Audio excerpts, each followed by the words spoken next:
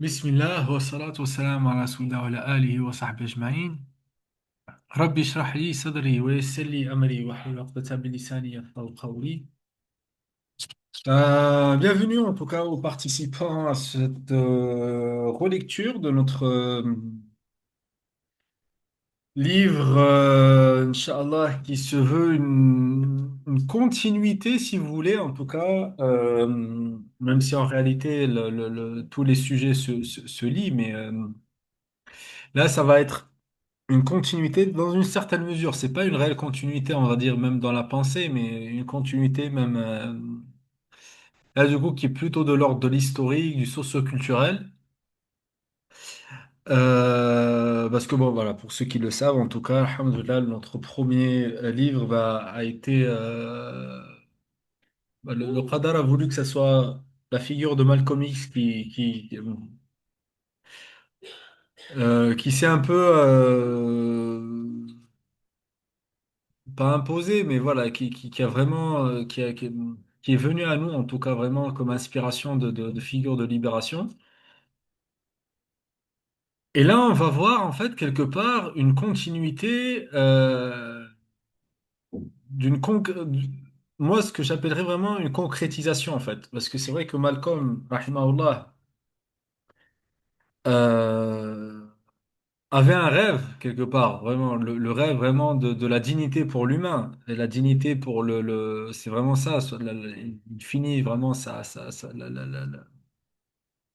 le combat de son intellect, le combat de sa pensée, c'était dirigé vraiment vers l'humain de manière générale et que l'humain, s'il voulait retrouver même son humanité, c'est qu'il doit réparer l'oppresseur, s'il voulait réparer vraiment son humanité, il devait mettre la main dans la main de l'opprimé pour pouvoir rétablir vraiment cette dignité que Dieu a accordée à l'homme. لقد كرمنا بني آدم. Voilà. Et pour moi, vraiment, son initiative, bon, j'explique tout ça dans le livre, mais notre livre sur Malcolm X, l'initiative de l'OAU, qui va inscrire vraiment le combat, entre guillemets, afro-américain, vraiment dans une perspective d'émancipation, de décolonisation de tous les pays décolonisés, enfin, qui commencent en tout cas à acquérir leur indépendance. Ça montre réellement que finalement, il ouvre vraiment la perspective, vraiment il me semble que ce sont des colibris aujourd'hui qui ont l'adage agir local, penser global. Et c'est un peu ça, c'est un peu ça. Et du coup, finalement, il reste sur un rêve, sur une pensée, sur une réorientation, que même les plus anciens ont eu du mal un peu à comprendre, mais les plus, entre guillemets, les plus jeunes qui ont rejoint son mouvement, ont rejoint son mouvement parce il a atteint, du coup, on voit que finalement, bon, c'est certains, on va dire critiques, parce que dans mes recherches, j'ai lu un peu de tout, en fait. J'ai lu, voilà, ceux qui vont vraiment présenter Malcolm sous son visage vraiment de militant. Il y en a qui vont le présenter sous un visage de panafricain, il y en a qui vont Et il y en a aussi, bah, du coup, il y a Manning Marvel. Alors, lui, c'est un universitaire. Oui, c'est assez. Ça me fait rire parce que le cursus qu'il. Enfin, je sais plus exactement le nom du cursus, mais en tout cas, il est tellement absurde que, en gros, moi je peux le rechercher, mais vous pouvez aller regarder. En gros, c'est un cursus universitaire contre la pensée afro-américaine, si vous voulez. Donc, lui, c'est un afro-américain, mais je sais plus quelle université vont créer un département d'études contre la pensée afro-américaine. Bon, j'ai plus en tête vraiment l'intitulé du département, mais en tout cas, voilà, je me dis, subhanallah, les vendus, enfin, Bref, il n'y a pas de limite à la bêtise. C'est pas parce qu'on est dans une université que, au contraire, des fois, que la bêtise est encore plus, est encore plus flagrante, j'ai envie de dire. Mais en tout cas, bref, j'ai lu aussi du coup ce que Manning Martel a écrit enfin, sur lui. Effectivement, bon, vu que lui, il l'écrit dans une perspective vraiment critique, bah, effectivement, il parle du fait que entre les anciens de ceux qui accompagnaient Malcolm et les nouveaux, finalement, il y avait beaucoup d'incompréhension, voire même des clivages, etc., etc. Mais en tout cas, c'est pas le but aujourd'hui de notre relecture. C'était pour vous dire vraiment que Malcolm s'arrête sur un rêve, vraiment le rêve de la dignité pour l'humain. Et finalement, qu'un de ses disciples, du coup, Muhammad Ali, rahimahullah, va, entre guillemets, vraiment concrétiser par sa réalisation et son exploit, ses divers exploits, et c'est pour ça que j'appelle ça du Colisée au Zaïre. Alors peut-être que là, même dans le titre, en tout cas, le terme Zahir, il est très parlant parce que pour ceux qui ont lu les livres, on a lié vraiment les cinq prières de Moussa alayhi salam dans Surat al-Qasas avec vraiment le parcours de vie de Malcolm X. Et parmi les prières, justement, il y a Rabbi bima an'amta alayya falan akuna zahiran lil mujrimin. Le terme Zahir. D'accord? Et on a parlé du terme d'Ahir dans le livre. Et si vous voulez, le pays, le pays, enfin, du coup, maintenant qui est la République démocratique du Congo, mais le terme Zaïre vient vraiment du terme Zahir. D'accord? Le Zaïre, c'est vraiment pays. Il me semble, hein, en fait, comme ça, de mémoire, c'était le frère Oussama qui m'avait dit ça. Que le premier président du Zaïre, en fait, avait visité notamment le Maroc, et c'est là où finalement l'inspiration du terme Zaïre lui a été venue. Lui est venue. Donc effectivement, ça vient de ce terme-là, le Zaïre.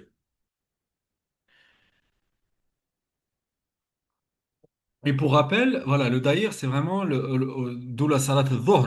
Vous savez, le Salat al-Dhuhr, qui est vraiment la prière du plein zénith, la prière du soleil dans sa pleine force. Dans son plein rayonnement, dans son plein éclat. Euh, et du coup, le parcours vraiment de vie de Mohamed Ali, du Colisée au Zaïre, parce qu'effectivement, il commence au Colisée.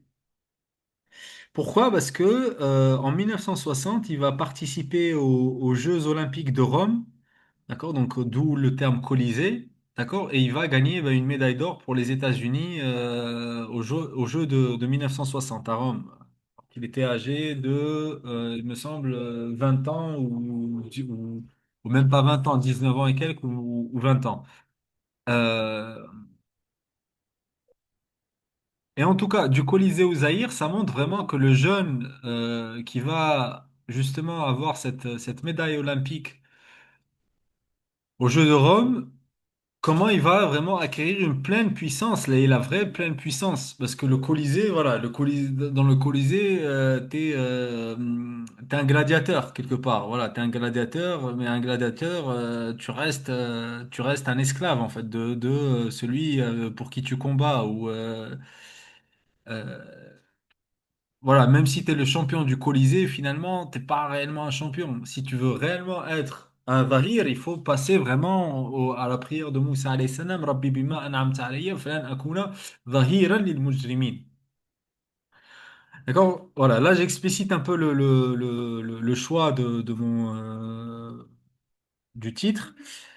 Et voilà, pour un peu mieux l'expliciter, même si je sais pas si le sous-titre il explicite plus, mais en tout cas voilà. C'est le feu du Sinaï transmis à l'Olympe. D'accord? Le feu du Sinaï, parce que tout ça, effectivement, c'est vraiment la continuité du rêve de Malcolm, comme je disais. Et le rêve de Malcolm, on l'a appelé de l'Égypte à Harlem. D'accord? De l'Égypte à Harlem, donc d'où le terme Sinaï aussi ici qui apparaît. Donc le feu du Sinaï transmis à l'Olympe. Et le feu du Sinaï, on a également ici une référence à Moussa alayhi salam bah, dans la vallée de Touri Sinin, au Touri Sina.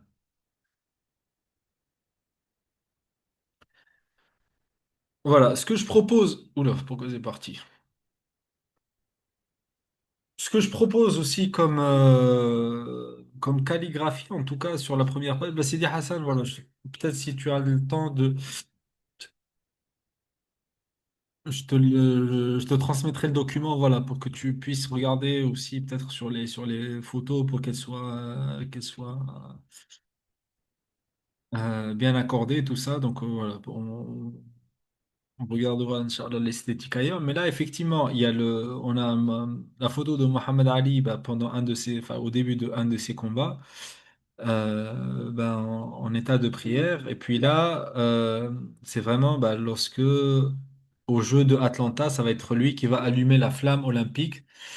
Sachant que voilà, là, il était vraiment, déjà, il était, on va dire, vraiment sévèrement atteint par la maladie de Parkinson, vraiment, voilà, ça marche, etc. Même le fait qu'il tienne vraiment la flamme en tremblant, c'était un moment très émouvant des Jeux de Atlanta en 96. Donc voilà, il réallume la flamme des Jeux, mais là, du coup, il va lui-même allumer la flamme olympique, mais en tant que ce symbole-là, vraiment du Zaïre, vraiment, pour le coup. Donc d'où le choix également des deux photos. Et là, on va comprendre pourquoi, mais la ayah en tout cas que je choisis, c'est wa'tasimu bihablillahi jami'a wa la tafarraqu. Et accrochez-vous à la corde de Dieu. Bah, on le verra ensemble, mais effectivement, parce que Mohamed Ali, ça va, entre guillemets, il va inventer vraiment beaucoup de choses, parce que ça va être vraiment un artiste, vraiment, de sa discipline. Et notamment ce qu'il va inventer, parce qu'avant lui, bon, aujourd'hui, on a l'impression de le voir partout, mais vous savez, la tactique des cordes, de vraiment se mettre dans les cordes et puis voilà, bah, ça va être vraiment lui qui va être le premier à la mettre en œuvre face à George Foreman, justement lors de son combat au Zaïre. Et on va voir pourquoi, effectivement, les cordes vont être vraiment la clé de cette grande victoire, de cette victoire vraiment historique. Et comme je disais à Sidi Hassan avant, la victoire du millénaire, vraiment, c'est un combat du millénaire qui va mener. Et on va comprendre pourquoi, parce que c'est deux symboles qui s'affrontent là-bas au Zaïre. C'est deux choix de vie en tout cas. Parce que entre George Foreman, pour moi, c'est comme ça que je le lis. C'est le capitalisme assumé, George Foreman. D'accord? Et là, Mohamed Ali, ben, c'est la force de la conviction à tout prix. Et contre tout, et contre vents et marées. D'accord? Donc c'est vraiment deux idées qui s'affrontent. C'est pas malheureusement, aujourd'hui, voilà, on est tous là, oui, Mohamed Ali, mais dans la réalité de nos vies, si chacun devait faire ça, je, je- je- je ne juge personne, moi, juste je transmets ce que je peux voir en tout cas. Mais si réellement chacun peut faire le jugement de sa vie et puis voir finalement, est-ce que moi je fais partie est-ce que moi, dans le combat de ma vie, est-ce que je suis un George Foreman ou est-ce que je suis un Mohamed Ali, même si tout le monde, voilà, on va dire par fitra, on va dire on préfère Mohamed Ali, mais la réalité c'est qu'on travaille tous en tant que George Foreman. Parce que à qui tu donnes ta force? C'est vraiment ça la question. Comme on disait hier en cours de philosophie du langage, être ou ne pas être, justement. Passer de être ou ne pas être à avoir, enfin, passer de avoir ou ne pas avoir à être ou ne pas être. Donc Foreman, oui, lui, il avait la force. Il avait bah, vraiment, c'est un bulldozer, littéral. Enfin, même pas littéralement, tu le vois, le mec, il te marche sur les gars, première round, c'est une force de destruction massive. Vraiment. Mais du coup, comment la force de vérité, la force de la conviction va prendre le dessus, en fait. Et c'est par les cordes, en fait. Vraiment, justement, c'est pour ça que les cordes bah, du peuple, parce que Mohamed Ali était appelé le champion du peuple. Et c'est par la force du peuple qui va s'émerger. Euh, voilà, voilà en tout cas. ce que je souhaiterais en tout cas partager dans ce livre, c'est cette lecture-là que j'aimerais en tout cas vous faire découvrir avec moi. Parce que voilà, on peut se dire oui, voilà, Mohamed Ali, bon, c'était un grand champion, un grand boxeur, c'est pour ça qu'il a été connu, c'est pour ça. Mais en fait, non, c'est Dieu, il choisit en tout cas. Dieu, il choisit vraiment Effectivement, lui, il a fait un choix, il a fait même des choix qui lui ont permis d'être la personne qui va devenir. Euh, mais il y a un dessein divin en fait derrière. D'ailleurs, même le fait que, on va en parler, mais même le fait que la discipline, elle s'appelle la boxe anglaise. Anglais, c'est vraiment l'Empire britannique, c'est entre guillemets, c'est l'art martial de l'Empire britannique. Enfin, oui, en termes martial, c'est vraiment la boxe anglaise qui est caractéristique de l'Angleterre.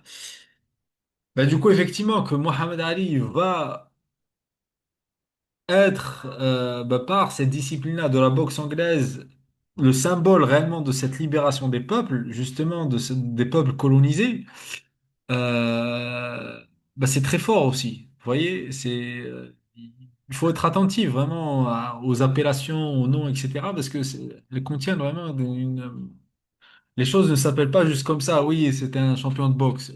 Oui, mais attends, regarde, essaye de voir, essaye de comprendre ce qu'il y a derrière. Oui, c'est quelle boxe? C'est une boxe, parce que les boxes, il y en a énormément. Euh, D'ailleurs, la boxe anglaise n'est pas la plus efficace, en tout cas, enfin, enfin, c'est clair et net. Et même en termes, voilà, je vous invite à regarder par exemple le film Ip Man, euh, où clairement, même une boxe qui paraît, entre guillemets, moins rentre dedans comme la boxe chinoise, dans son potentiel, vraiment, un poids plume de boxe chinoise peut gagner un poids lourd de boxe anglaise. Donc voilà, mais bon, on va pas trop s'étaler sur ça. Mais l'idée, voilà, l'idée, c'est que c'est la discipline, c'est de la boxe anglaise. Et encore, Mohamed Ali va être cet emblème-là, d'accord? Donc, introduction. Donc, Mohamed Ali est un personnage emblématique. Donc là, c'est une relecture, donc n'hésitez pas à m'arrêter. Voilà, enfin, même Moussa, là, qui est présent. Donc, n'hésitez pas à m'arrêter pour, si c'est pas clair, s'il y a des choses à reprendre, Inch'Allah. Donc, Mohamed Ali est un personnage emblématique, mais ce n'est pas d'une simple biographie dont nous nous contenterons. Il s'agit de comprendre le parcours de sa vie comme un symbole, peut-être comme un symbole ici, pas comme un symbolisme, permettant de mieux cerner la voie du guerrier de la lumière qu'il a menée. Il a lui-même écrit en compagnie de sa fille. La voie Alors, je qu'il a crois. menée, c'est avec C et E. Ouais, tu as raison. Yes, merci. Il a lui-même écrit en compagnie de sa fille. Je crois que c'est Yasmine Ali. Tu vois, mais je dois vérifier, mais je vais. Pareil, fille, c'est deux L E, fille. Ouais, c'est ça. Une œuvre nommée Les saisons de ma vie. Bon, ça, je crois que je dois le mettre en italique. Bon. Nous conclurons effectivement son parcours par un florilège de ce livre. D'accord? Donc là, je vais choisir quelques passages de son livre qu'il a écrit avec sa fille, Les saisons de ma vie, et je les mettrai, Inch'Allah, en annexe. Nous voyons qu'il avait conscience d'avoir vécu les 4 saisons avant d'arriver à la sagesse de l'esprit dont il fait preuve dans cet ouvrage plein de conscience et de profondeur. Nous essaierons d'apporter un éclairage supplémentaire quant à son parcours de vie par le prisme des éléments qui ont inspiré les samouraïs et plus tard la voie de l'harmonie Aïkido. Ces éléments sont les 5 éléments du Tao, le tout. Effectivement, Mohamed Ali était un samouraï par l'esprit du Bushido, voie du guerrier, même si son art est plutôt un mariage entre l'héritage celtique et africain. Si la forme du guerrier diffère, le cœur du guerrier est cette voie que l'on peut retrouver dans les lignes écrites par Paulo Coelho, le guerrier de la lumière. Les 5 éléments dont il s'agit sont l'arbre ou le bois, le feu, la terre, le fer et l'eau. Attends, là, je dois commencer déjà par l'arbre, déjà. Là, là, c'est le premier élément. Hop. Je vais voir les autres éléments comme je les ai présentés, mais voilà. Donc voilà, on va parcourir sa vie par le parcours de ces cinq éléments. On va comprendre en découvrant le texte de quoi il s'agit. Je vais peut-être juste, je vous mets un coup sur le livre. Voilà. Donc l'arbre est le symbole de la double dimension de l'enracinement terrestre pour une stabilité d'une croissance vers le céleste. Voilà, parce que l'arbre, c'est vraiment cette double dimension bah, qu'on le retrouve dans le Coran, vraiment cette dimension d'enracinement, d'accord? Mais en même temps d'un élan vital vers le céleste. En effet, l'enracinement précède la croissance extérieure. Mohamed Ali, lors de sa première étape de vie de boxeur, sera entraîné par, et là je dois retrouver le nom de son entraîneur, un entraîneur issu du catholicisme social irlandais. Le catholicisme irlandais met beaucoup l'accent sur la communauté, ce qui donnera à l'individu, ce qui donne du coup, ce qui donne à l'individu la structure nécessaire pour avoir une éthique morale. D'accord? Donc là, c'est vraiment l'arbre. D'accord? Le fait de t'enraciner dans une communauté, dans un code moral, c'est quelque part ton enracinement. D'accord? Pourquoi je précise catholicisme irlandais? Parce que voilà, bah, toujours vraiment dans l'idée vraiment, on est en boxe anglaise, encore une fois, vraiment, parce que les symboles même des noms sont importants. D'accord? Pourquoi? Parce que la fille ou le fils, si vous voulez, vraiment de la pensée coloniale anglaise, ça va être vraiment le protestantisme américain. D'accord? Alors, face à l'individualisme issu du protestantisme américain, le catholicisme irlandais offrira ce terreau où en effet l'arbre peut s'enraciner dans des règles communes. D'accord? C'était vraiment c'est vraiment deux visions complètement différentes. Le protestantisme américain, lui, justement, il sert de justification à une théologie du développement capitaliste. D'accord? Donc, bon, faites de l'argent en tant que vous voulez, mais donnez un peu aux pauvres, voilà, comme ça vous rachetez un peu votre conscience. Alors que le catholicisme irlandais, lui, c'est vraiment la communauté, l'entraide communautaire, etc. Et donc, Mohamed Ali apprendra les fondamentaux de la boxe dans cette matrice terrestre pour développer son embranchement horizontal. Donc là, on passe au deuxième élément qui est l'élément du feu. Lors d'un combat, Ali affrontera un Afro-Américain dont l'entraîneur et le staff sont Afro-Américains. D'accord? Donc c'est la première fois pour lui qu'il va affronter un boxeur Afro-Américain et dont le staff aussi est Afro-Américain. D'accord? Donc déjà ça va le questionner. Et ce qui va le questionner encore plus, c'est que la technique de ce boxeur émouvra Ali, qui sera émerveillé par le style de boxe dansante qu'il n'avait jamais vu auparavant. D'accord? Voilà, le style du coup dansant qu'on connaîtra à Mohamed Ali, bah, c'est de là en fait qu'il va entre guillemets le découvrir. D'accord? Donc il cherchera à connaître le club dont est issu ce boxeur et il découvrira que contrairement à la salle officielle de la ville, parce que là la salle où lui s'entraînait chez les Irlandais, c'était la salle officielle. D'accord? Il existe une salle dans le souterrain, une salle de boxe. Attends, je vais peut-être le préciser, une salle de boxe dans le souterrain d'une église afro-américaine. Il continuera à s'entraîner dans la structure initiale qui l'a accueilli et permis de s'enraciner en allant s'entraîner également dans le souterrain de l'église afro-américaine. Donc il va être, entre guillemets, inscrit aux deux clubs.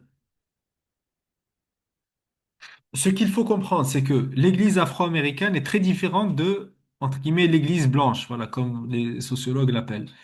L'église afro-américaine va fonder son expérience religieuse de l'esprit va fonder son expérience religieuse de l'esprit des chants des ancêtres esclaves venus d'Afrique. Ces chants célébraient la nuit autour du feu, après les dures journées de labeur dans les champs. Ces chants de l'espoir. Attends, bah, là, tu vois, j'ai même pas fait exprès, mais en fait, attends, tu sais quoi, je vais le laisser comme ça parce que ça a été écrit comme ça. Ces chants, chants, voilà, je vais laisser comme ça. Je voulais écrire les chants comme ça, mais du coup, ça, c'est comme, tant mieux, alhamdoulilah, c'est chants de l'espoir. de la tristesse et de la nostalgie du déracinement. C'est l'esprit du soleil d'Afrique que Mohamed Ali cherchera, tel le papillon qui vole à la recherche de la chaleur du soleil. Si la structure est nécessaire, elle peut devenir froide et sans vie. Cela est tout l'équilibre à trouver. La chaleur du soleil, de l'esprit, est ce qui fait danser les âmes et les corps. C'est cela l'expérience que Mohamed Ali vivra. Comme l'expliquera William Du Bois dans L'âme des peuples noirs, le chant des esclaves arrachés d'Afrique sont le chant de l'espoir d'un avenir meilleur et d'une nostalgie de la terre des ancêtres. La théologie de libération de James Cone se fonde également par ce vécu et ces chants de l'écho de ces âmes en souffrance et en quête de libération du système opprimant. C'est cet esprit afro-américain qui fera vibrer Mohamed Ali. Attends, hop. Et lui permettra d'acquérir son style dansant que tout le monde découvrira pour la première fois dans ses combats. Donc voilà, je vous disais effectivement que c'était un artiste. Donc lui, il va découvrir ce style dansant, mais il va encore plus l'améliorer, vraiment en faire vraiment entre guillemets, si vous voulez, vraiment, il va allier j'allais dire l'utile à l'agréable, mais je sais pas comment l'exprimer. Mais en fait, vraiment, le style dansant qu'il va lui développer, il va vraiment être d'une efficacité redoutable, en fait. Parce que, si vous voulez, le cerveau humain, et ça, voilà, on l'a appris même en Aikido, c'est que le cerveau humain, lui, il peut gérer deux directions, en fait. D'accord? Le mouvement de deux directions. Mais il ne peut pas gérer le mouvement d'une troisième direction. D'accord? Effectivement, le fait qu'il danse et en même temps il envoie des coups de poing, en fait, ça fait que lui-même il le disait, en fait, le fait que je danse et que je lance mes coups de poing, mon adversaire ne me voit pas. Et c'est vraiment ça, en fait, c'est que il va vraiment développer un style avec cette efficacité-là où l'adversaire a du mal à le percevoir et le voir, parce qu'effectivement, le cerveau n'est pas adapté à avoir un mouvement de trois vecteurs en même temps, si vous voulez. Donc lui-même, il va décrire sa danse comme le vol du papillon, d'accord? Le vol du papillon, comme il le décrit, reflète bien cette réalité, car biologiquement, le papillon est un insecte, entre guillemets, froid, d'accord? Effectivement, c'est un insecte ayant besoin de la chaleur du soleil pour vivre. D'accord? Bah, c'est pour ça qu'on a, entre guillemets, bon, les papillons qui arrivent au printemps, parce qu'effectivement, c'est, entre guillemets, des insectes dits froids. D'accord? Lorsque le soleil spirituel illumine l'intérieur d'un individu, c'est tout son être qui se met à voler dans les cieux. Jamais, oui, et ce qui est particulier aussi, c'est que dans le style de Mohamed Ali, c'est que c'était un poids lourd. D'accord? Et les poids lourds, bah, jusqu'à avant Mohamed Ali, ce qu'on connaissait, c'est que le poids lourd, voilà, c'est deux masses qui se cognent dedans, en fait. C'était ça les combats des poids lourds. D'accord? C'est voilà, deux grosses masses, en fait, qui sont là, et c'est au premier qui tombe, quoi. Alors que lui, vraiment, tout en étant un poids lourd, il va vraiment avoir ce style dansant. D'accord? Jamais un poids lourd n'avait dansé comme le faisait Ali. Il puisait son inspiration de boxe par le vol du papillon, du papillon en quête du soleil. Ce style de Muhammad Ali est plus qu'un style de boxe, c'est une réalité spirituelle qui a été exprimée auparavant par les derviches souhaitant reproduire l'expérience de Rumi lors de son éveil à la renaissance de Shams de Tabriz, le soleil de Tabriz, de manifestation. Les derviches orientent une main vers le ciel, l'autre vers la terre pour signifier qu'ils se nourrissent de la grâce céleste pour la redistribuer au terrestre. C'est ainsi que l'on arrive au troisième élément. Donc là, effectivement, là, on parlait du feu, le feu du soleil, et puis, effectivement, là, il y a un retour à la terre. C'est toi qui fais le lien là, entre la danse du Mohamed Ali et la danse des derviches. Ouais, c'est moi, ouais. C'est toi. Bah, parce que c'est une danse vraiment dans ce symbole-là, en fait. Oui, Vraiment, mais on ne sait pas si. Ah oui, non, si tu l'as dit. C'est inspiré d'un Afro-Américain. pardon. Enfin, d'où lui vient cette inspiration à Mohamed Ali? Bah, lui, il a découvert dans la salle là, du sous-sol, tu vois, de l'église. Mais du coup, qui va vraiment raffiner, vraiment en faire quelque chose de plus qu'une simple danse. Alors, vraiment, il va avoir cette perception, en fait, que bah, justement, par le style dansant, l'adversaire n'arrive plus à le voir, en fait, quelque part. Tu vois? Il devient bah, vraiment même comme un espèce Voilà.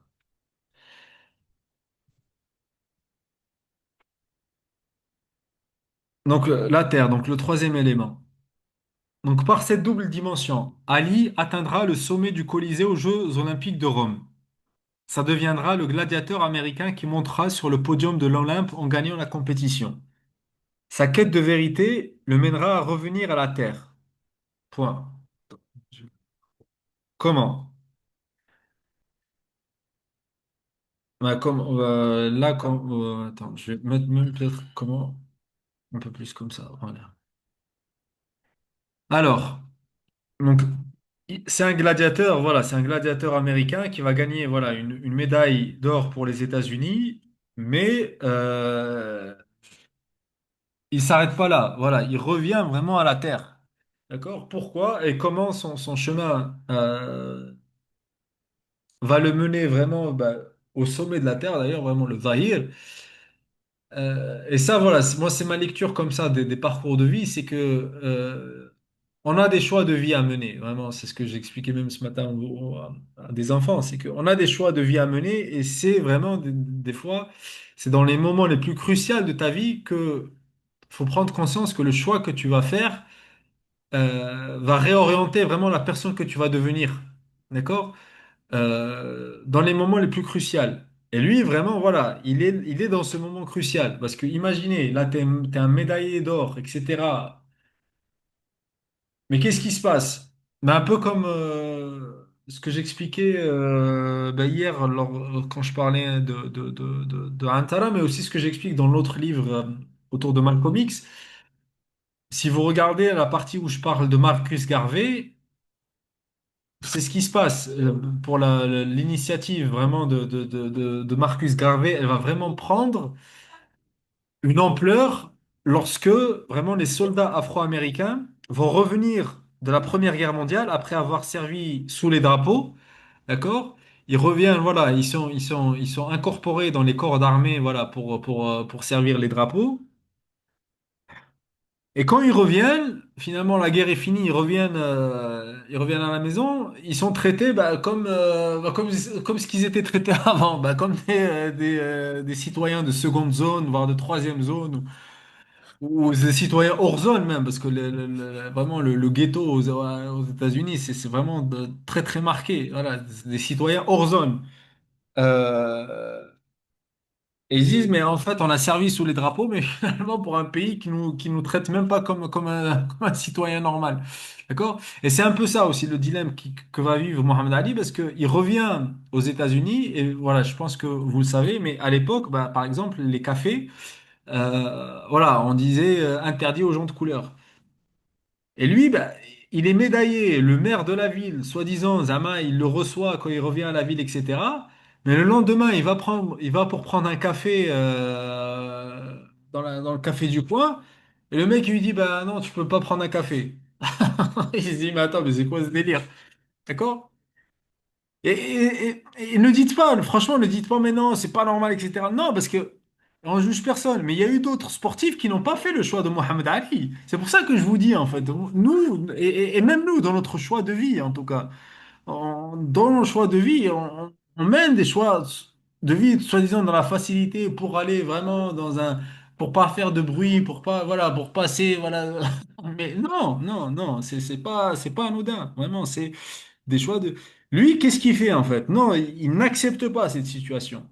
Et pourtant, il y avait vraiment beaucoup de sportifs, autres sportifs afro-américains qui ont gagné des médailles pour les États-Unis. Mais on ne le juge pas, on n'est pas là pour juger, juste on explique qu'est-ce qui a fait que Mohamed Ali devienne vraiment ce symbole-là. Ben lui, il a choisi, non, ce n'est pas normal de dire non. De dire non à ce qui n'est pas normal. D'accord? Donc, qu'est-ce qu'il fait? Ben, lui, il va au bord de la rivière, donc il jettera d'abord sa médaille par-dessus le pont, par-dessus d'un pont de sa ville natale. Je ne sais plus exactement sa ville natale, ce que c'est, mais en tout cas, c'était dans les États du Sud, vous savez. Voilà. Et les États du Sud, voilà, le racisme, même institutionnel, a duré vraiment très très longtemps. Lorsqu'il verra que le racisme institutionnel et culturel ne tombait ne tomber pas même avec un titre remporté pour son pays. Et surtout, il deviendra un symbole du champion des peuples, là je mets vraiment des peuples. Là, c'est un autre grand choix qu'il va faire dans sa vie, c'est en refusant d'aller combattre au Vietnam pour tuer des âmes innocentes. Ce choix lui vaudra de perdre son titre de champion du monde. Voilà, je vais un peu vite parce que comme je vous l'ai expliqué, le but ce n'est pas de parcourir sa vie. Voilà, vous avez, enfin, il y a des documentaires, il y a même d'autres livres, etc. qui parlent. Moi, j'essaie vraiment d'aller au moment clé, si vous voulez, et puis vraiment aller au moment porteur vraiment d'enseignement très fort pour nous. Euh, Ouais, je pense que c'est pour ça que les éditeurs, ils aiment pas trop méditer parce que effectivement, j'invite les gens à aller travailler. Euh, voilà, ça c'est un choix aussi. Voilà, humblement, on est personne, vraiment humblement. Des fois, on est personne et on juge personne. Même les maisons d'édition, voilà, je ne les juge pas. Cada facile, t'as tout un chacun dans le choix qu'il fait. Mais effectivement, c'est un choix. Ben, qu'est-ce que je veux en fait? Moi, est-ce que je veux vendre mon livre ou mes livres, entre guillemets, ou est-ce que je veux développer dans les gens vraiment une quête, vraiment d'aller à la recherche, d'accord? Et de trouver eux-mêmes leur quête, en fait. Qu'est-ce que je veux? Voilà, juste pour vous dire, en fait, ce choix-là, même si, voilà, ça peut nous paraître, ouais, Mohamed Ali, mais c'est vraiment applicable à tout un chacun, c'est vraiment applicable à toute situation et c'est vraiment applicable à chaque chose, en fait. Tiens, tiens, je sais pas, moi, j'ai oublié peut-être.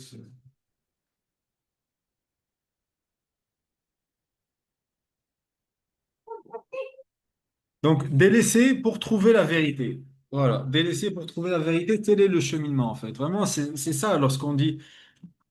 Vraiment, la valeur de la ilaha illallah, vraiment, la valeur, on va dire, spirituelle, vraiment, du cheminement de la ilaha illallah, c'est ça, c'est délaisser pour trouver la vérité. D'accord? Voilà, juste je précise, parce que je ne sais pas qui c'est qui va écouter les vidéos, si on va la mettre. On ne fait de takfir du personne, d'accord? Là, on parle réellement de, de la réalité qui nous élève, d'accord? Donc on parle vraiment d'une réalité intérieure, d'accord?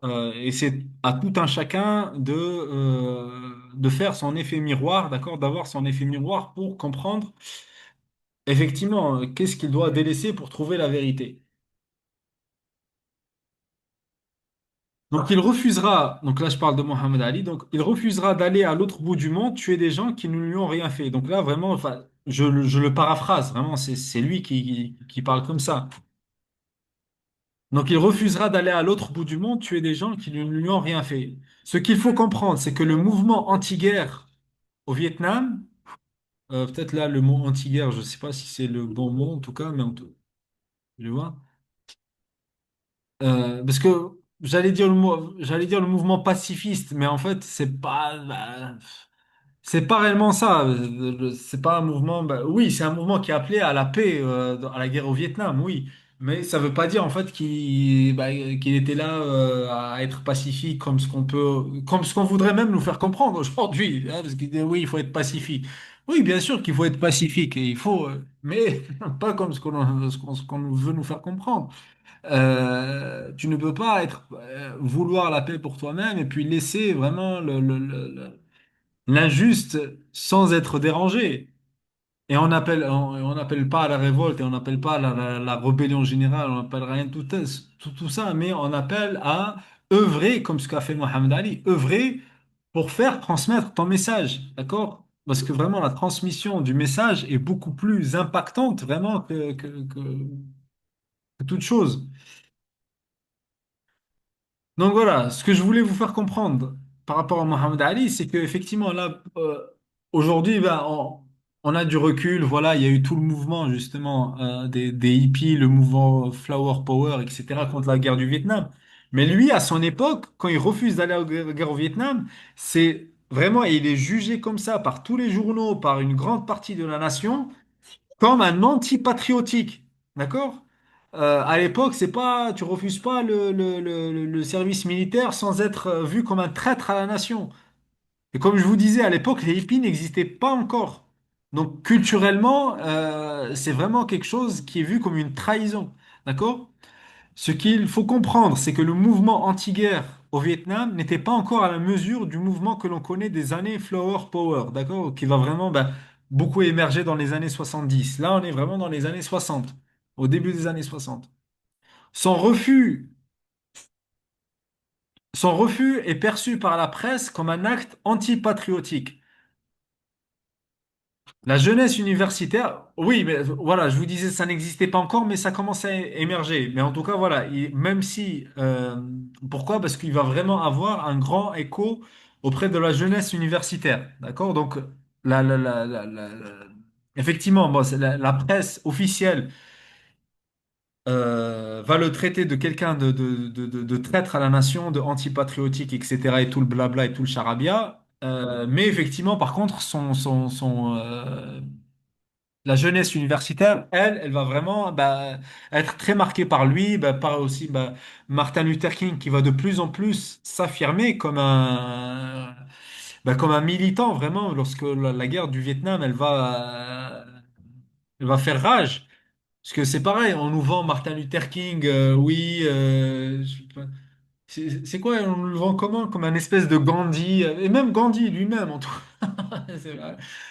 S'il n'avait pas fait la marche du sel, les Britanniques ne seraient pas sortis de l'Inde. Mais bref, parce qu'on le vend, oui, comme un truc civil, machin, tu vois. Oui, un pacifiste civil, je sais pas quoi, désobéissance civile, je sais pas quoi. Oui, Martin Luther King, il était peut-être comme ça au tout début, effectivement, lorsque Malcolm X, il y avait besoin de cette dualité, en tout cas, entre la figure de Malcolm X et Martin Luther King. Mais lorsque Malcolm X, rahimahullah, a connu la shahada, vraiment, il est parti en shahid, ben, il me semble, bon, il me semble en tout cas qu'il y a quelque chose qui se passe en Martin Luther King, et particulièrement lorsqu'il va s'opposer vraiment à la guerre du Vietnam. D'accord? Parce que comme je vous disais, en fait, t'opposer à la guerre du Vietnam à cette époque-là, euh, bon, bref, je vais pas forcément faire de rapport avec le contexte mais, actuel, mais parce qu'aujourd'hui, bon, le génocide qui se passe est clair et net. Mais au tout début, si vous vous rappelez, critiquer ne serait-ce que Benjamin Netanyahou, pour toi, ça faisait de toi un antisémite dangereux qu'il faut écarter de la voie publique, etc., etc. D'accord? Au tout début, bon, maintenant, vraiment, ben, c'est exactement ça la guerre du Vietnam. Au tout début, si tu critiquais la guerre du Vietnam ou tu refusais le service militaire de la guerre du Vietnam, c'est exactement la même chose. D'accord?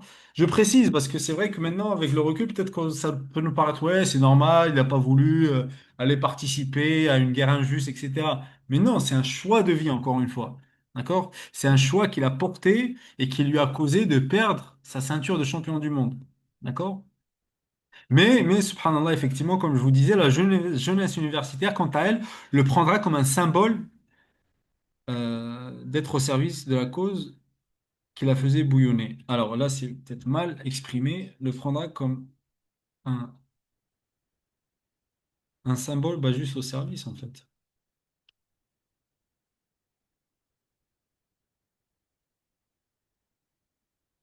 La cause révolutionnaire qui la faisait bouillonner, on va dire. Voilà.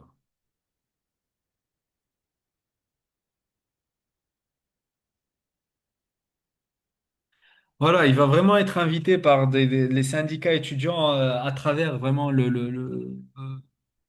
à travers les États-Unis. Il va vraiment voilà intervenir dans diverses universités, etc. Euh, voilà. Ali a transcendé le sport. Il s'est levé pour la jeunesse après la phase de Malcolm X. Ah oui, pourquoi? Parce que bon, effectivement, parce que le fait il refuse d'aller à la guerre, ce qu'il faut comprendre aussi. C'est vrai que dans le livre, je veux pas tout raconter parce que sinon on perd quelque part vraiment l'essentiel de l'enseignement. Mais à l'époque, euh, particulièrement la jeunesse afro-américaine qui refusait de participer à la guerre, avait vraiment des sentences. bon, de toutes les manières, si tu refusais, tu avais une sentence pénitentiaire, mais la jeunesse afro-américaine qui refusait, elle, c'était pire encore. D'accord? Il y avait vraiment ce deux poids, deux mesures, vraiment. Donc, les jeunes Afro-Américains refusaient, ils pouvaient, entre guillemets, n'avaient pas le choix voilà, vraiment, ils leur faisaient une offre qu'ils ne pouvaient pas refuser. Tu sers sur les drapeaux et tu te la fermes. Enfin, t'as pas le choix. D'accord? Et c'est pour ça que Ali, vraiment, en fait, le fait qu'il ait refusé, en fait, il va se lever. Bon, là, je dis pour toute la jeunesse parce que je veux pas spécifier, mais en réalité, particulièrement, vraiment, pour cette jeunesse afro-américaine qui ne trouve pas d'autre choix. D'accord? Parce que, voilà, selon qui tu es, bon, tu vas refuser, bon, tu vas peut-être aller faire peut-être une garde à vous de quelques jours, et puis voilà, on va te laisser tranquille. Mais si tu es un Afro-Américain, tu refuses de servir sous les drapeaux, là, tu prends une sentence, en fait, de malade. D'accord? Voilà, tout ça, je le précise pas parce que je veux garder quand même l'essentiel du message, mais en tout cas, voilà, c'est important de le dire aussi. Donc, Ali a transcendé le sport. Il s'est levé pour la jeunesse après la phase de Malcolm X et du docteur Martin Luther King. Pourquoi? Parce que les deux, rahimahullah, vont connaître la shahada. Vraiment, les deux vont connaître le martyr, que ce soit Malcolm X ou Martin Luther King. Et du coup, qui sait que la jeunesse va vraiment se reconnaître dans qui? Elle va se reconnaître, ben, du coup, dans Mohamed Ali et par le choix qui va faire. D'accord? En perdant, entre guillemets, son titre, il devient le champion du peuple. Et plus tard, même le champion des peuples. D'accord? Mais c'est ça, finalement. Entre guillemets, quand tu perds un titre officiel, entre guillemets, c'est que et subhanallah, là, ça nous invite même à une transcendance. Quand tu perds même un titre officiel, vraiment pour la cause juste et la cause noble, même si personne ne te reconnaît sur Terre, bah, vraiment, tu as l'impression vraiment que les habitants des cieux te reconnaissent, en fait, vraiment, subhanallah. Euh, donc, peu importe, finalement, peu importe ton titre officiel, peu importe le regard que les gens ont sur toi, vraiment. Et là, qu'est-ce qui se passe? En perdant son titre, en fait, c'est pas juste son titre qui perd, parce que après 3 ans et demi, la Cour suprême reconnaîtra. Donc, la Cour suprême, c'est vraiment voilà, la Cour suprême de justice. Bah, je vais peut-être le mettre ici. La Cour suprême de justice reconnaîtra ses convictions religieuses de ne pas aller combattre au Vietnam. Mais après 3 ans et demi, voilà, un sportif, ça reste un sportif. Ce qui fait la différence, c'est sa condition physique et surtout, voilà, comme je vous disais, Mohamed Ali, son style de boxe, si on revient, c'était vraiment le style dansant. Et puis, ben, comme je vous dis, un poids lourd, ça existe, enfin, ça n'existait pas. Un poids lourd qui danse comme ça sur le ring, ça n'existait pas. D'accord? Mais sa condition physique avait changé.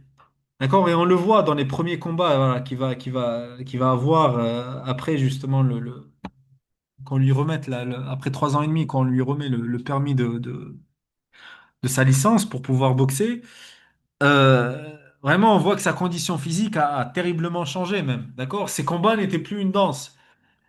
Mais il était toujours debout, mais la preuve de la résilience que la vie nous apprend. On voit que vraiment l'homme a changé, vraiment, qu'il est plus, voilà, ce papillon, comme il disait, vraiment ce papillon qui danse, ce papillon de la recherche du soleil, de la force du soleil. Mais on voit par contre, voilà, que voilà, c'est la force de la résilience qui le fait maintenir sur le ring. Et c'est pour ça que je vous dis, voilà, puiser la force dans la terre nourricière. D'accord? Lorsque le feu de l'envol vertical ne permet plus d'éviter les coups. Attends, je vais relire parce que attends, je vais même peut-être le mettre en paragraphe tout seul. Puiser dans la terre nourricière. Puiser dans la terre nourricière lorsque le feu de l'envol vertical, parce qu'effectivement, le feu, dans le symbolisme du Tao, c'est vraiment l'envol vertical, d'accord? C'est cette verticalité qui va vers le céleste, d'accord? Mais à un moment, dans le Tao, effectivement, ou dans l'aïkido aussi, une fois que tu as atteint ben, un ciel, quelque part, si vous voulez, parce que le ciel, c'est ce qui est élevé, c'est ça le sama, ben, il y a un retour à la terre qui s'opère, d'accord? Lorsque le feu de l'envol vertical ne nous permet plus d'éviter les coups,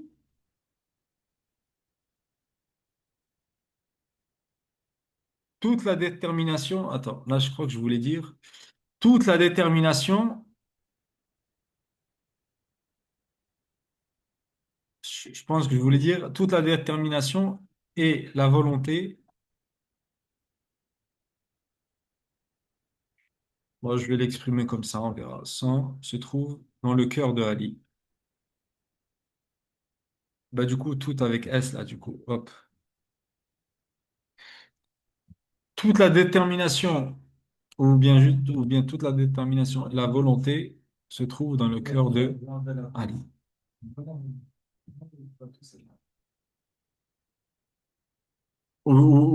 Attends, dans la terre du cœur, dans la terre du cœur de Ali.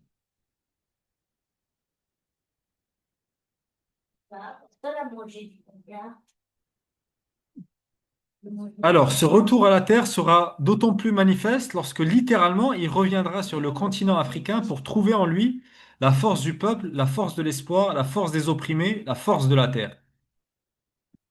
D'accord? Le pays dont il s'agit est le Zaïre. Donc, comme je l'expliquais en introduction, le Zaïre, où il s'habillera comme la population locale et apprendra des mots du dialecte, euh, et apprendra des mots du dialecte. Après, bon, c'est vrai que la particularité du Zaïre ou de la RDC, c'est qu'il y a beaucoup de dialectes. Donc, c'est pour ça que j'ai pas forcément mis lequel, mais d'accord. Apprendra des mots du dialecte. Son adversaire, George Foreman, attends, je vais mettre un. Son adversaire, George Foreman, représente la puissance au service du capitalisme dans toute son illusion de grandeur. D'accord? Foreman est une masse de muscles qui détruit par quelques coups. Foreman est d'une telle solidité qu'il enverra 6 fois Joe Frazier au tapis. Voilà, pour ceux qui connaissent, Joe Frazier, ça a été le champion du monde avant Mohamed Ali, en fait. Voilà, sachant que voilà, Mohamed Ali a eu beaucoup de mal avec Joe Frazier pour le gagner, et même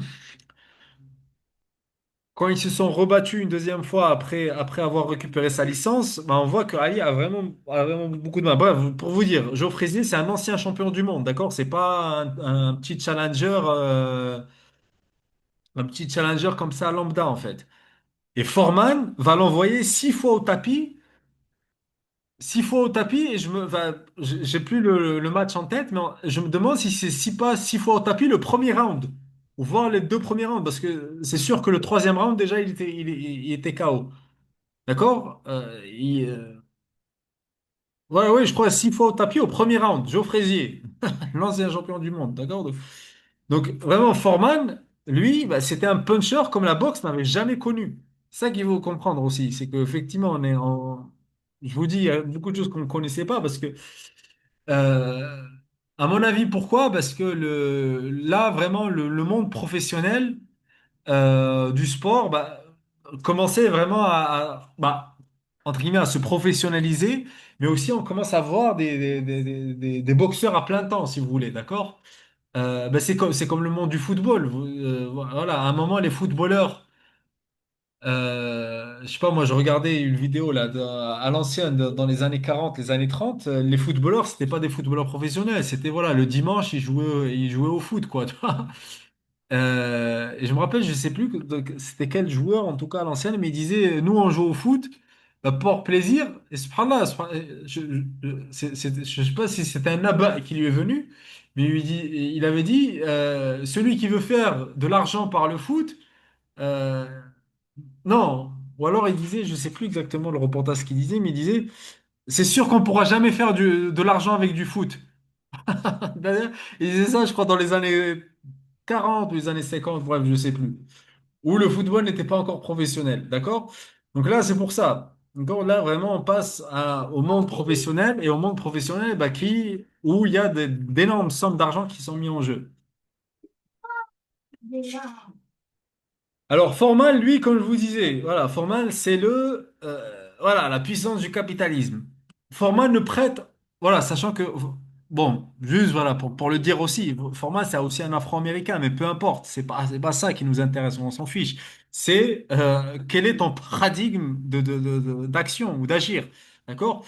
Formal, lui, ne prête aucun intérêt à la population africaine. Il est là pour boxer. Voilà, moi je suis là, je boxe, accomplir, voilà, il est là pour boxer, accomplir sa tâche destructive et gagner son argent. Voilà, je suis là pour boxer, gagner mon argent et revenir chez moi. Reste, je m'en fiche. Et ce qu'il faut savoir, c'est que Mohamed Ali n'était même pas c'était à la base, c'était même pas un challenger contre Foreman, mais c'était juste en fait qu'ils n'ont trouvé personne. Subhanallah. Parce que plus personne ne voulait boxer contre Foreman. Aucun boxeur, quand ils ont vu qu'il avait envoyé Joe Frazier 6 fois au tapis, ils se disent, bah attends, je vais pas. Bah, non seulement oui, il y a une question de honte, mais aussi il y a une question de peur aussi. Euh, Parce que voilà, il y a une réalité humaine derrière. Donc, face à la destruction des coups de Foreman, la force de Mohamed Ali sera de puiser dans la force de la corde de la communauté humaine. D'accord? Cette corde de Dieu à laquelle avec une majuscule, ah, majuscule, cette corde de Dieu à laquelle il invite tous les humains à se rallier autour. وَاعْتَصِمُوا بِحَبْلِ اللَّهِ جَمِيعًا. Donc là, vous voyez pourquoi j'ai choisi cette ayah-là en page de couverture. Parce que littéralement, l'allié de Ali dans la rencontre sera la corde du ring. D'accord? Effectivement, l'allié, on va dire, métaphysique, c'est vraiment bah, tout le stade qui va être là avec lui, mais toute l'humanité aussi, vraiment, tous les peuples, vraiment, bah, tous les opprimés du monde, vraiment. Euh, mais voilà, d'un point de vue, on va dire, physique, purement physique, bah, ça va être la corde, vraiment, du ring qui va être l'allié. Parce que dans cette matrice humaine, Ali sera effectivement une abeille dans la ruche humaine qui le soutiendra. Voilà, ça, c'est ce que j'explique. Voilà, il va être vraiment le boxeur de la ruche humaine. D'accord? Parce que dans la ruche, il y a vraiment des abeilles qu'on appelle les abeilles de défense. Pourquoi je vous dis ça? Parce que des abeilles de défense, à chaque fois qu'il y a bah, je sais pas moi, un frelon ou voilà, une guêpe ou quelqu'un qui veut bah, attaquer la ruche, bah, ces abeilles de défense vont être les premiers à sortir défendre la ruche en fait. D'accord? Donc il verra dans les rues de Kinshasa, d'accord? Lorsqu'il va être dans les rues de Kinshasa, et là on le voit dans le film comment il s'appelle? Will Smith là. Donc à un moment, voilà, il est dans les rues de Kinshasa, il est en train de courir. Et il y a des enfants qui vont l'emmener dans les bidonvilles et ils vont lui montrer une fresque murale qu'ils ont dessinée. Et là, c'est une vraie scène en fait, qui s'est vraiment déroulée en fait, parce que lui-même, il va la raconter dans son livre. D'accord? Quand il va être dans les bidonvilles de Kinshasa et il va voir cette fresque murale. Donc, il verra dans les rues de Kinshasa un dessin de lui en train d'abattre un avion de guerre. D'accord? C'est pour ça que je vous parlais de cette ruche humaine. Voilà, enfin, vous pouvez regarder, même si voilà, moi j'aime pas beaucoup le film là de Will Smith. Autant vraiment il y a des films voilà que j'aime beaucoup, voilà, je trouve ils sont pleins de sens, mais comme toute chose, je trouve que le parti pris, parce que un film tu choisis, qu'est-ce que tu veux dire et qu'est-ce que tu veux mettre en avant et qu'est-ce que tu veux euh, ben, c'est comme un livre, en fait, c'est comme un travail d'écriture en soi. Et qu'est-ce que tu veux diminuer ou quelle perspective, d'accord? Et finalement, l'être humain, voilà, l'objectivité n'existe pas. On en parlait aussi avec bah, même dans le métier même du journalisme qui se veut soi-disant la plume de l'objectivité. On en parlait avec le frère Ibrahim. Ce n'est pas possible, ça n'existe pas, d'accord? Donc c'est pour ça, voilà, le film de Will Smith, je le trouve vraiment comme d'ailleurs le film sur Malcolm X, en tout cas, voilà, c'est un choix, c'est voir la réalité sous un certain angle, en tout cas. Effectivement, bon, on va te montrer des choses positives, etc. Mais l'angle d'approche n'est pas le bon, en tout cas, pour moi. Wallahu a'lam, en tout cas. Mais voilà, cette scène, mais en tout cas, la scène, vous pouvez même la trouver sur YouTube, en tout cas. La scène où Will Smith, il est là en train de courir et puis les enfants l'emmènent voir la fresque murale. Et voilà, on voit un dessin de lui en train d'abattre un avion de guerre par ses poings. D'accord? Et à ce moment-là, en fait, lorsqu'il va voir cette fresque murale, il saisit plus que jamais que son combat est pour tous les opprimés de la terre. Le rêve de Malcolm X se réalise. C'est pour ça que je vous disais que c'était une continuité du rêve de Malcolm X. Parce que c'est à ce moment-là, justement, dans la terre d'Afrique, quand il va voir cette fresque murale de lui en train d'abattre des avions de guerre, qu'il va comprendre, en fait, la portée de son combat. Peut-être pas la comprendre, parce que voilà, on a vu qu'il était déjà éveillé à cette réalité-là. Mais là, il va voir en fait qu'il représente un espoir dans le cœur des gens, tu vois. C'est un peu comme ce qu'on regardait ce matin dans le film Star Wars, le 7. C'est que oui, dans la résistance contre l'Empire, il reste trois vaisseaux. Mais ces trois vaisseaux-là sont dans le cœur de tous les opprimés de la galaxie, vraiment cet espoir-là, cet espoir vraiment d'un autre possible, d'accord? Malgré le fait qu'il n'ait plus que trois vaisseaux, d'accord? Et c'est ça ce que Mohamed Ali il va réaliser. C'est que oui, bah lui, il mène ses choix de vie et il essaie d'être en cohérence avec la vérité qu'il défend, mais cette fresque murale va lui faire comprendre que dans le cœur des gens aussi, il représente quelque chose. Vous voyez? Et c'est ça, c'est vraiment, voilà, c'est pour ça que je disais le rêve de Malcolm X se réalise parce que on trouve finalement que cette prise de conscience que le combat pour l'humain est un combat universel, d'accord? Au-delà d'un contexte ou d'un autre. Et c'est là que je dis, voilà, les coups au huitième round précisément, les coups qu'il portera à Foreman ne sont pas uniquement ses coups, mais la force intérieure de toute la ruche qui l'accompagne. Et même, vraiment, je dirais de toute la ruche humaine qui l'accompagne, vraiment. D'accord? Les coups qu'il portera à Foreman, c'est pas juste ses coups, mais c'est vraiment toute la force intérieure de tout. Parce que vraiment, si vous regardez le combat, prendre 7 rounds comme ça de coups de Foreman, et puis au huitième round, trouver la force pour le mettre à terre, euh, voilà, c'est que ça doit te dépasser. C'est au-delà de ta force personnelle.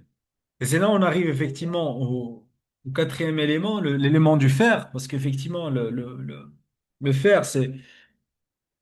bon, encore une fois, je choisis ce que je dis, ce que je ne dis pas dans le livre pour ne pas perdre, mais le fer, vraiment, le symbole de le faire en lien avec les abeilles, parce que le dard, justement, le dard symboliquement, même dans les écritures, biblique ou autre, l'abeille, justement, par le dard et par le fer, va représenter la défense de la royauté, la défense du royaume, si vous voulez, pas de la royauté, mais du royaume, d'accord, du royaume de Dieu, quelque part, le royaume de Dieu sur terre, si vous voulez.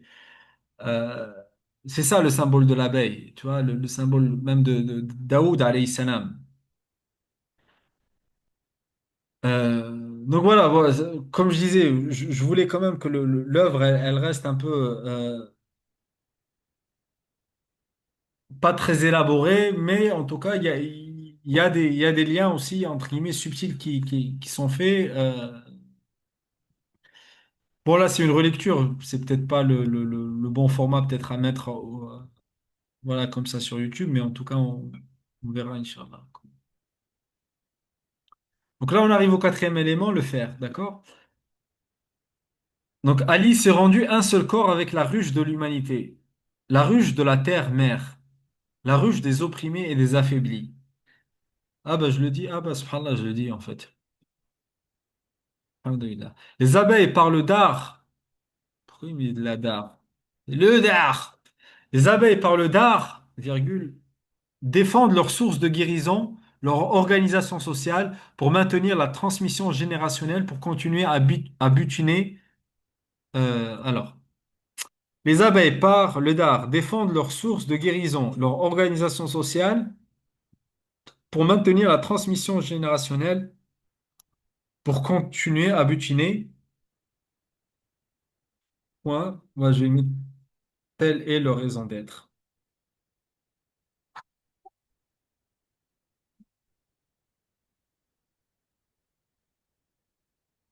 Continuer à butiner pour permettre à la vie de se perpétuer.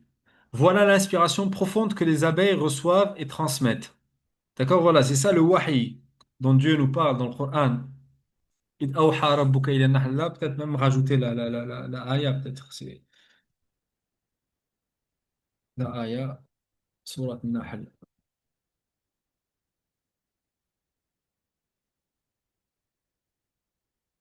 Donc, le faire pour défendre la royauté est la raison d'être du samouraï. Mais la royauté des abeilles n'est pas à l'image de celle que l'on a de Louis XIV.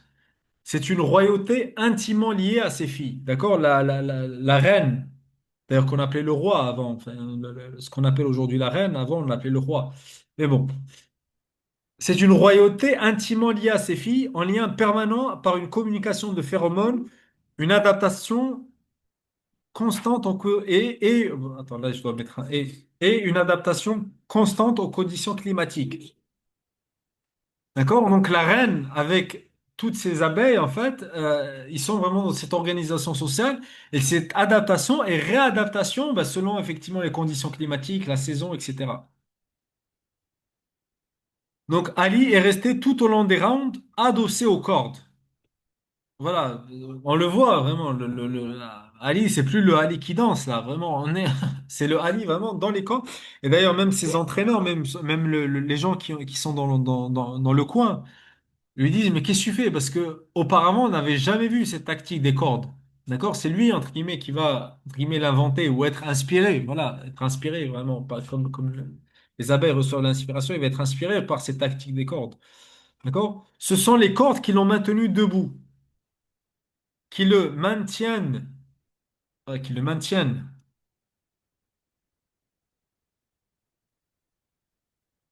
qui le maintiennent dans un mouvement de va-et-vient vivant. D'accord? C'est ça la vie, c'est ce va-et-vient. Des cordes qui, par l'énergie sinusoïdale, lui permettaient de rester vibrant à l'énergie de la Terre. Donc ça, c'est ma lecture à moi en tout cas, mais vous pouvez vous synchroniser si vous voulez. Cette synchronisation est similaire au secret de la synchronisation des abeilles qui œuvrent ensemble qui œuvrent ensemble à perpétuer la vie.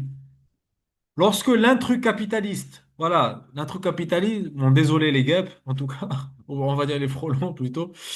Bref, un intrus, peu importe qui il est, l'intrus, justement, bah, qui n'a pas participé à la guérison, qui a rien fait, ou même comment il s'appelle, même l'apiculteur, vraiment, qui va vraiment vouloir tout prendre, quelque part, c'est un intrus capitaliste.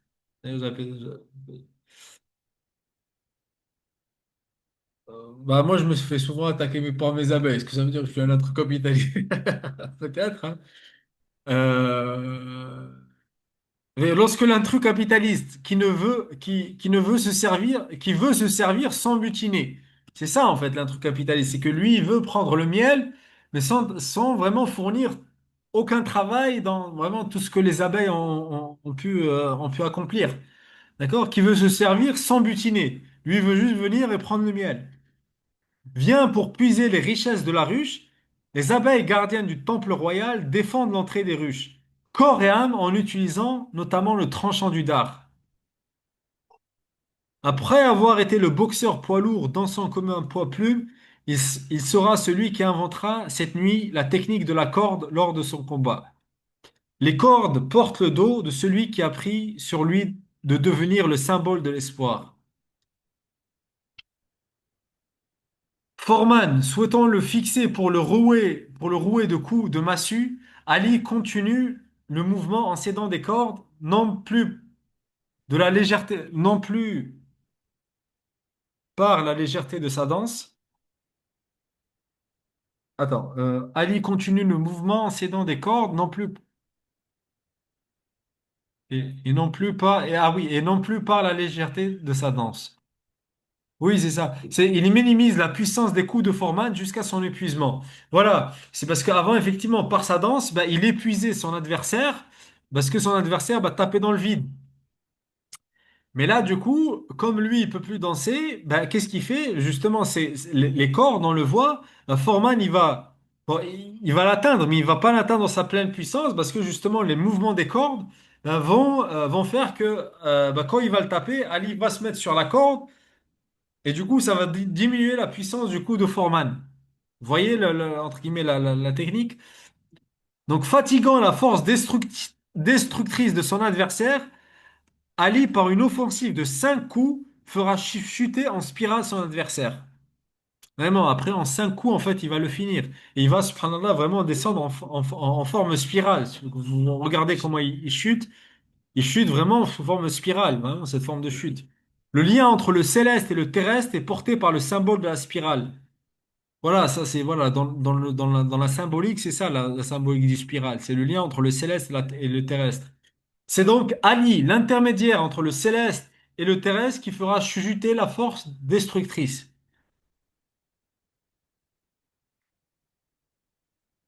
Alors là, je fais un parallèle entre Malcolm et Ali.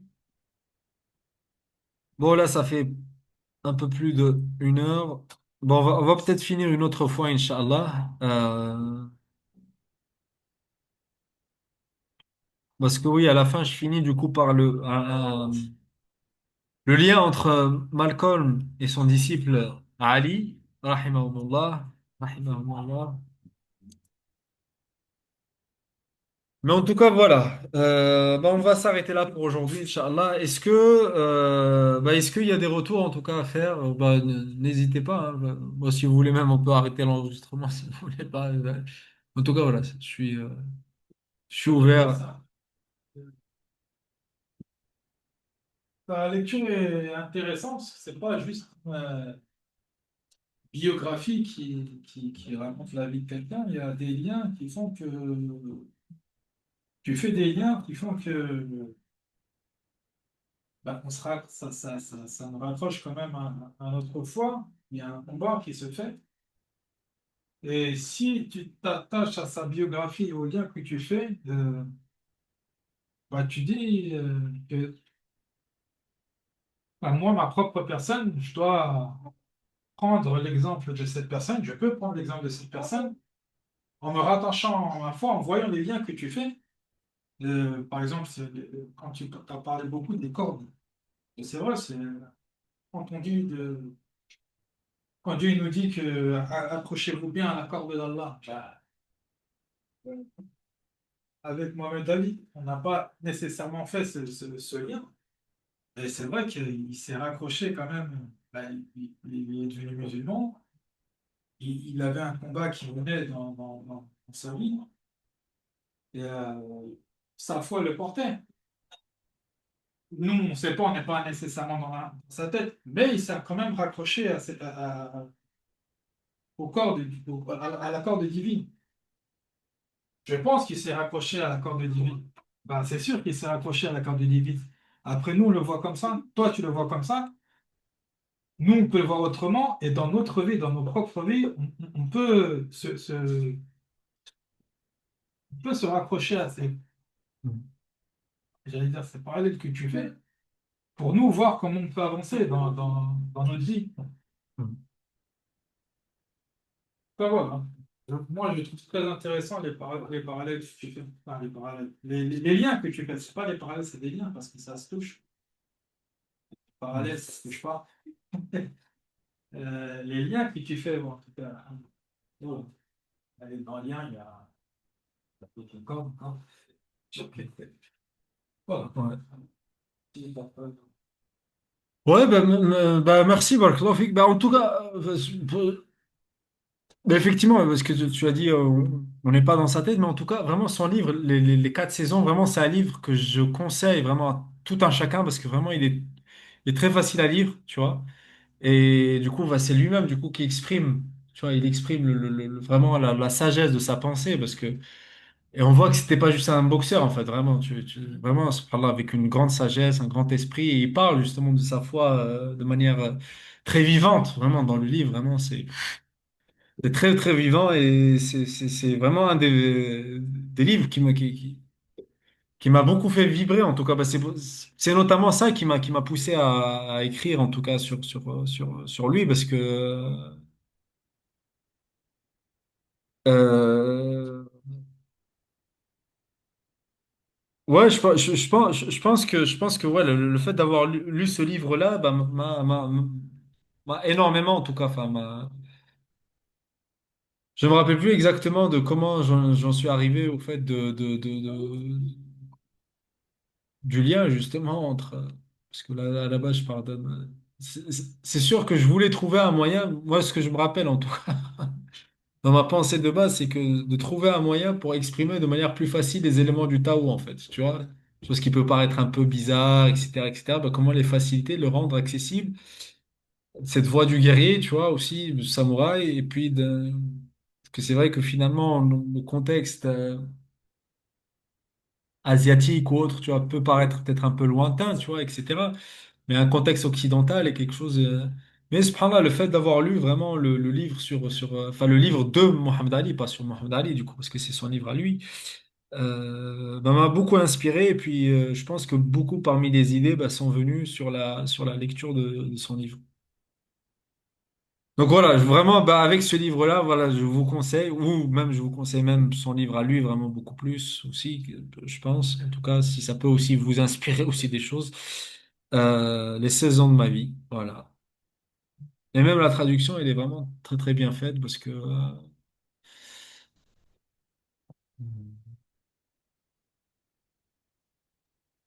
Ah, sinon, moi, ce que je peux dire, oui, oui.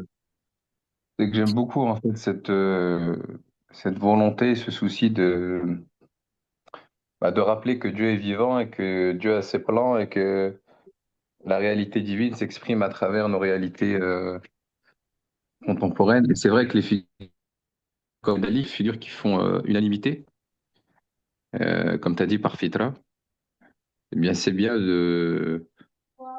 justement de rappeler ce lien, ce habl, cette, ce, cette évidence en vérité quand on réfléchit au fait que, il y a un plan divin derrière et une destinée, et c'est intéressant. Parce que c'est vrai que j'ai rencontré beaucoup de gens qui font des dichotomies entre la vie quotidienne et la vie spirituelle, entre guillemets. Mais c'est vrai que Mohamed Ali, quelque part, c'est quelqu'un qui a combiné peut-être le mieux les deux. Parce que même il a fait aussi une da'wah un peu explicite aussi. Il est connu aussi pour sa prise de parole directement en lien avec Dieu. Et c'est intéressant, c'est intéressant.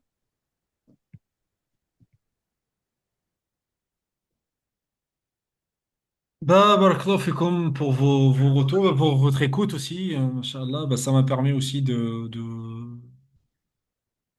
de me relire autrement parce que c'est vrai que bah, c'est pas le même exercice en vrai parce que même quand je me suis relu en fait tout seul et c'est vraiment pas du tout le même exercice. Donc je vous remercie en tout cas vraiment beaucoup pour votre participation, pour votre écoute active du coup. Et voilà, bah, en espérant, Inch'Allah, que ça puisse être un travail bénéfique, Inch'Allah, et on puisse bénéficier de son héritage. Amin. Ya Rabbal Alamin. Bah, prenez bien soin de vous, Inch'Allah, et puis on se tient au courant, Inch'Allah, pour les prochaines rencontres. Assalamu alaikum wa rahmatullah.